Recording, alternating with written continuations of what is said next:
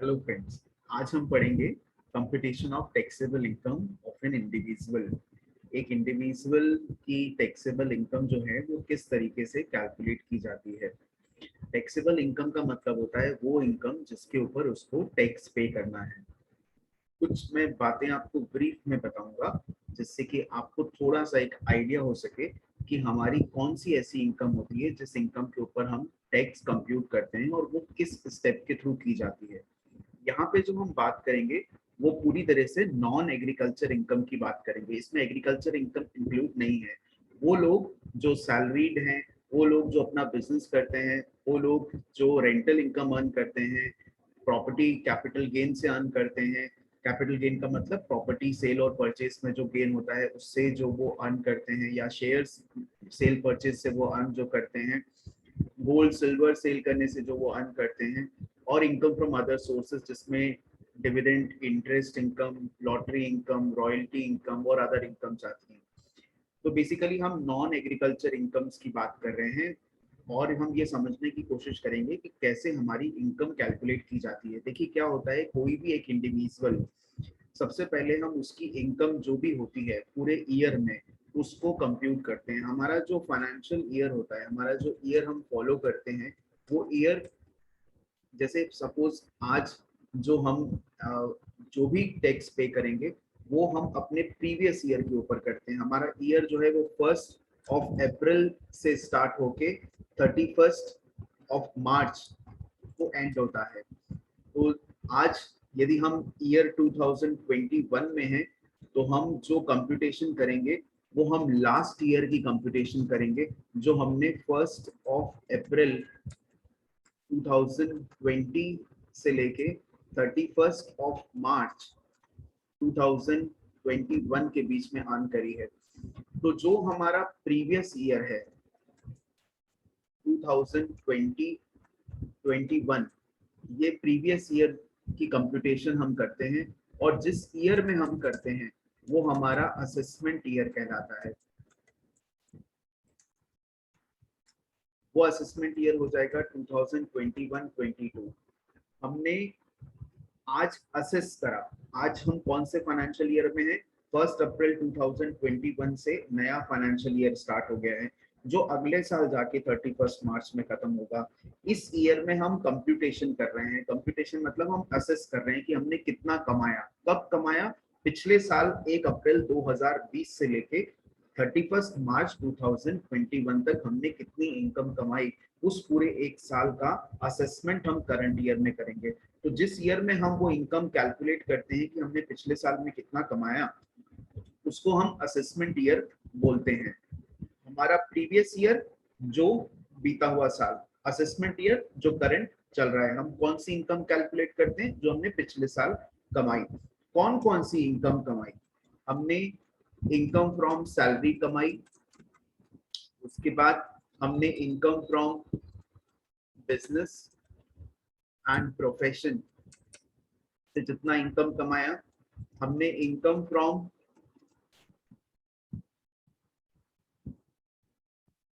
House property.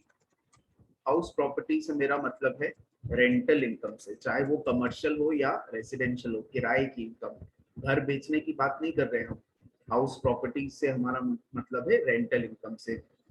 उसके बाद आता है कैपिटल गेन। कैपिटल गेन के अंदर आता है सेल एंड परचेज का जो डिफरेंस होता है, सेल परचेज ऑफ प्रॉपर्टी और शेयर्स और गोल्ड एक्सेट्रा।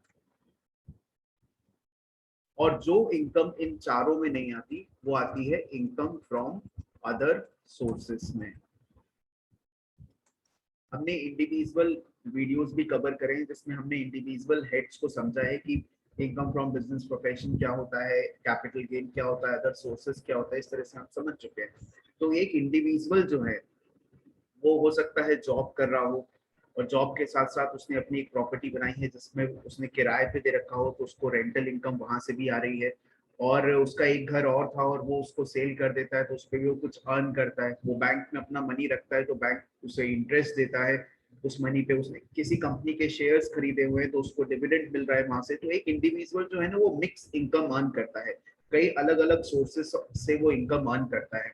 हम क्या करते हैं कि वो फाइनेंशियल ईयर में, जैसे करंट की हम बात करें तो पिछले साल 1 अप्रैल 2020 से लेके इस साल 31 मार्च 2021 तक उसने जो भी अर्न किया है, चाहे वो सैलरी से कमाया, चाहे बिजनेस से, चाहे प्रोफेशन से, चाहे रेंटल इनकम से, चाहे प्रॉपर्टी को सेल परचेज करने से, या एनी अदर सोर्स, किसी भी तरीके से यदि उसने वो इनकम अर्न करी है, तो वो जो इनकम वो अर्न करता है उसके ऊपर उसकी सारी जो टोटल इनकम है उसको हम ऐड कर देते हैं। और जब हम इन टोटल इनकम्स को ऐड करते हैं तो हमारे पास आता है ग्रॉस टोटल इनकम, जिसको हम शॉर्ट फॉर्म में बोलते हैं जीटीआई, ग्रॉस टोटल इनकम। जो भी उसने इनकम अर्न करा है किसी भी सोर्स से अदर देन एग्रीकल्चर, अभी हम एग्रीकल्चर की बात नहीं कर रहे, हम नॉन एग्रीकल्चर की बात कर रहे हैं। नॉन एग्रीकल्चर से उसने जहां से भी इनकम अर्न करी उन सबको हमने ऐड कर दिया और बोला ग्रॉस टोटल इनकम। अब इस ग्रॉस टोटल इनकम के बाद हम इसमें से कुछ लेस करते हैं। लेस क्या करते हैं, हमें कुछ डिडक्शंस मिलते हैं। डिडक्शंस मिलते हैं अंडर सेक्शन 80। 80 का एक डिडक्शन होता है, उस डिडक्शन में हमें बहुत सारी चीजें जो हैं उसके ऊपर रिबेट मिलती है। बेसिकली क्या होता है कि जैसे हमने एक लाइफ इंश्योरेंस पॉलिसी ली, तो जितना आपने लाइफ इंश्योरेंस पॉलिसी के लिए अमाउंट स्पेंड करा है उसकी अपनी एक इंडिविजुअल लिमिट होती है, उसको हम अलग लेक्चर में समझेंगे। लेकिन फिलहाल हम ये समझ रहे हैं कि यदि कुछ ऐसी चीजें हैं जिसमें आप यदि इन्वेस्ट करते हैं, आप लाइफ इंश्योरेंस पॉलिसी लेते हैं, आप पब्लिक प्रोविडेंट फंड अकाउंट में कुछ मनी डिपॉजिट कराते हैं, या एम्प्लॉय प्रोविडेंट फंड में कुछ मनी डिपॉजिट कराते हैं, आप कोई पेंशन स्कीम लेते हैं, आप अपने रीपेमेंट करते हैं हाउस लोन के प्रिंसिपल अमाउंट का, आप बच्चों के ट्यूशन फीस पे करते हैं, आप अपने लिए और अपने परिवार के लिए हेल्थ इंश्योरेंस लेते हैं, आप यदि कुछ डोनेशंस करते हैं, कोई सेविंग अकाउंट के ऊपर आपको इंटरेस्ट एक लिमिटेड अमाउंट तक एग्जम्प्ट रहता है। तो ऐसी बहुत सारी चीजें होती हैं जिसके ऊपर यदि आप इन्वेस्टमेंट करते हैं तो आपको रिबेट मिलती है आपकी इनकम में से। जितनी भी इनकम आपकी ईयरली होती है उसमें से यदि आपने कुछ ऐसे इन्वेस्टमेंट कर रखे हैं, जैसे आपने लाइफ इंश्योरेंस पॉलिसी लेना, म्यूचुअल फंड लेना, बच्चों की ट्यूशन फीस जमा करना, प्रोविडेंट फंड में जमा करना, पेंशन फंड में जमा करना, तो उतना मनी उसकी अपनी एक इंडिविजुअल लिमिट है, लेकिन उतना मनी आपकी टैक्सेबल इनकम में से डिडक्ट कर लिया जाएगा।